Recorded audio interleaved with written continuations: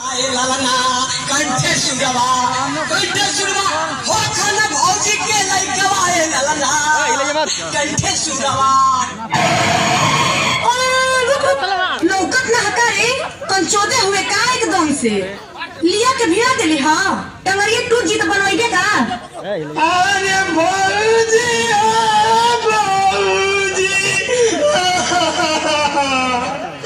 हमारा से कवन सुखा जाता न सोए भौजी। क्या दर्द है तेरी आवाज में छोरे। कहते हैं रौनक जब ये दिल टूटता है तो आवाज नहीं होती, लेकिन जब ये टूटता है तो कयामत आ जाती है, तूफान आ जाता है, ज़लज़ले आ जाते हैं। तेरी आवाज में वो दर्द है, तेरी आवाज में वो मोहब्बत है। अगर सुन, तेरे दर्द तेरी मोहब्बत के साथ ये दुनिया वाले क्या इंसाफ करेंगे। हाँ? तू तड़पता रह जाएगा, गाता रह जाएगा, ये देखती रह जाएगी दुनिया। सुनो, तुम आज गाओ और आज मुद्दत के बाद ये पगली दिल खोल कर नाचेगी।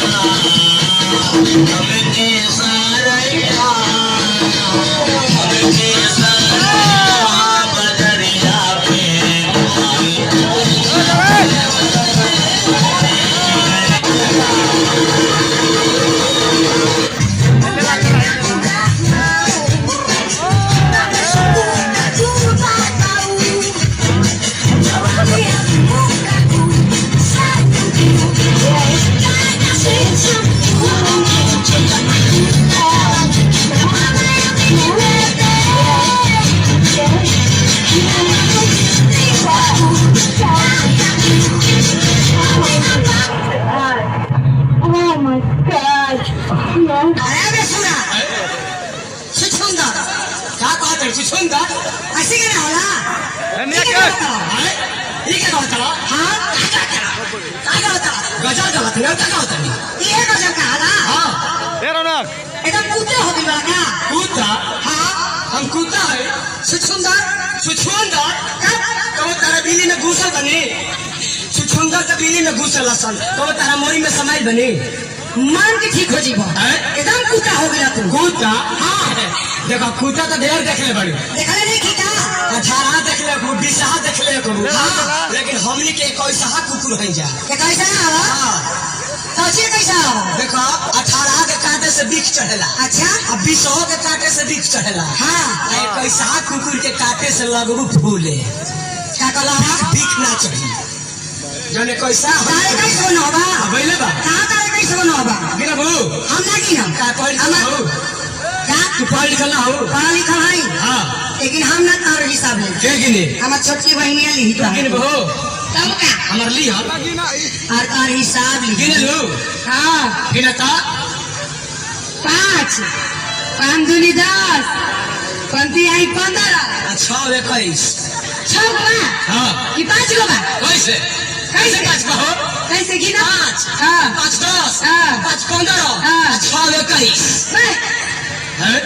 5 हाँ 5 दूनी 10 अच्छा पंती आई 15 हाँ 50 के 20 हाँ ये 21 ना भाई ओकरा के वाजे से लुकवा के नहीं धैले तकैया ले लेकिन चापा कान में अंगुरिया चपा गई रहे ओकर मुंह में कबर के फेंका गई वही घड़ी के हो ए का ए चुमा ना देबो लड़के क्या हो ओसे हरा का कहतलू लेकिन हरी जलबो भी है तोहार दीदी बड़ी का हो जी चुमा देता जिस पैट किन दे जाय दो जय दी हां जय दी ना दे हम चुमा ना देबो ना काहे देबो ना दे ए तोहार दीदी से ज्यादा तोहरी के मने ना हो ऐसे चुमा दे ऐसे ना कर चल घर कहत कनी चल ऐसे कहबो तो कैसे अरे आए कुछ का बतियाओ तो?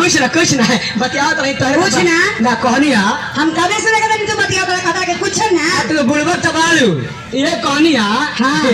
इतना दीदिया बड़ा बढ़िया भाई बड़ा टाइम से खाना खियाली तोहरे तो बड़ाई करत हनी हमार बड़ाई तू कर दो हाँ। हमार ना वाला पर शिकायत करला का की बड़ाई करेंगे का सिखाई तो हमें क्या कहतरन हो चुमा मांगत हम आए का अरे नी तनिया तोरा मुड़ी आई छो चुमा मांगत रही हाँ। कैसे हां तुम कोई सुन लगा चुमा मांगत रही हमें सब कोई चुमा मांगत रहा चुमा मांगत रहा चुमा के तो लेता काहे हम का चुमा ले क्या प्रॉब्लम बा 8 दिन पे मुंह धोली आज दिन में मुंह धोलिए ओ सही भोका मुंह महकत रहे इनके हम चुमा ले बजाता नहीं मार धापस के बताई बे 8 दिन पे जब मुंह धोतड़ी आज लुटा 8 दिन पे जब मुंह धोतड़ी हां तो अरे लुटा दियो तो ये ठीक दिन पे धोत होई ले ला लुटाओ तो हमरा से वही लोग से बोली हम का है हो देख ला ई लोग के डिजाइन बोले के तारा नहीं के का है कुछ नहीं के करे के तारा एकदम चुपचाप साइलेंट खा रहे के बाद अच्छा हाँ आ तू ऐसे ही चलो तो एने उन्हें घूम गाय घूम चला बाई बाई पका बैठ के खड़िया अरे बैठो सुनले बनी भौजी का कि कद बड़ा बढ़िया तू गजल गावेलू गाइला ना गावेलू गानी मानी तनी का बता क्या कुछ सुनाओ तनी भौजी सुनाओ तो बड़ा तारा के हमरा बड़ा बढ़िया गजल लागेला तारा के सुनाई ना ना सब के सुनावा